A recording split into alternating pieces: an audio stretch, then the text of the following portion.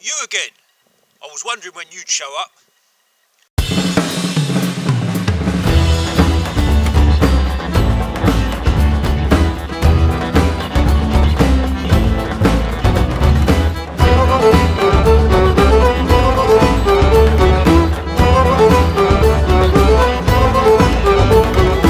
Right, so there's a few things you've got to look out for with carrots.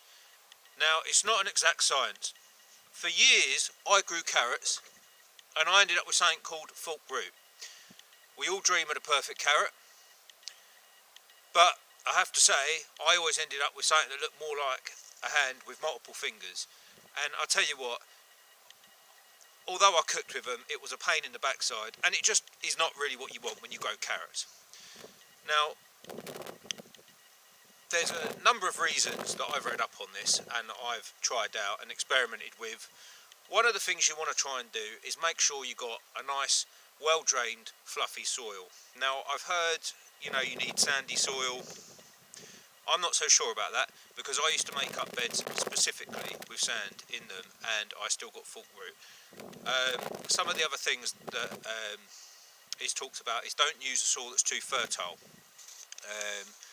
Because that splits the root into different directions, trying to gather all the nutrients. I don't know how much truth in that is, but one thing I will say is I've had a lot of success since I've come to the particular garden that I'm in now, and I've used raised beds filled with a very coarse type compost.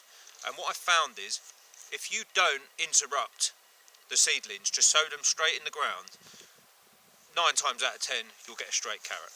Now, I'm sure I've seen guys grow these big, long, blooming carrots for the country show and all that, and they use very long deep planting systems with sand.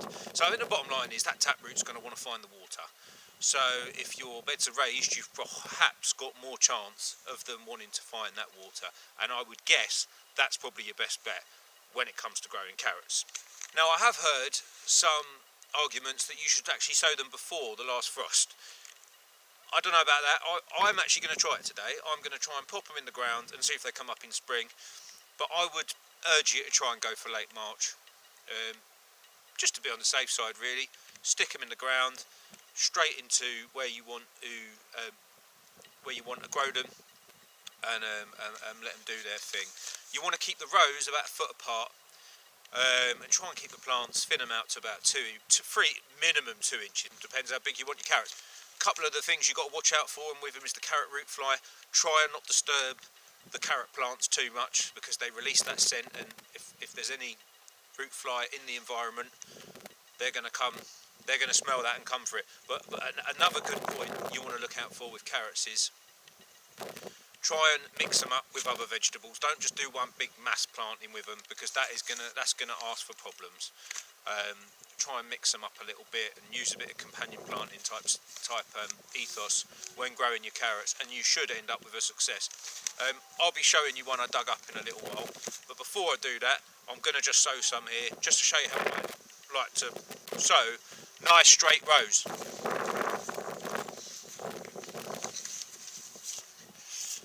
Get yourself a decent hoe, nice straight bit of timber, fluff up the soil a little bit,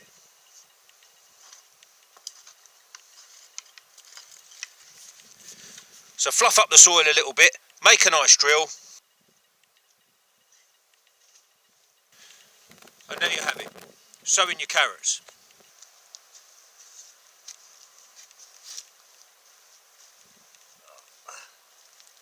Right, now this is the bit where you're all going to laugh at me. Now honestly, a lot of my carrots this year have grown quite well, but can you see that that split down the middle there?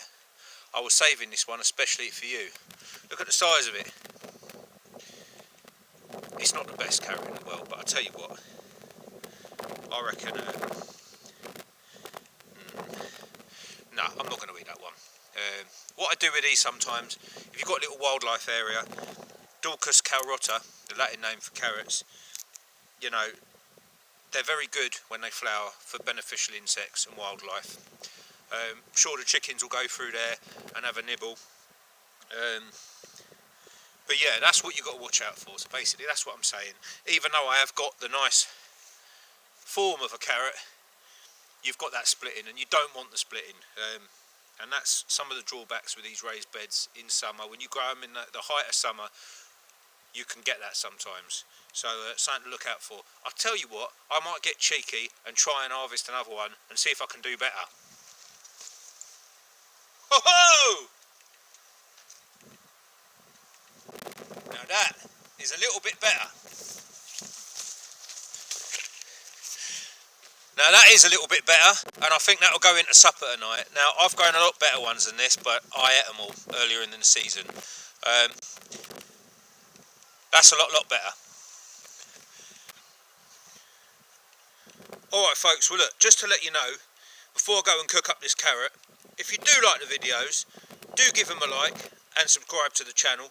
I'm going to be doing a lot more throughout the season, this coming spring and summer, giving all the tips and tricks on how to survive the apocalypse or just general gardening.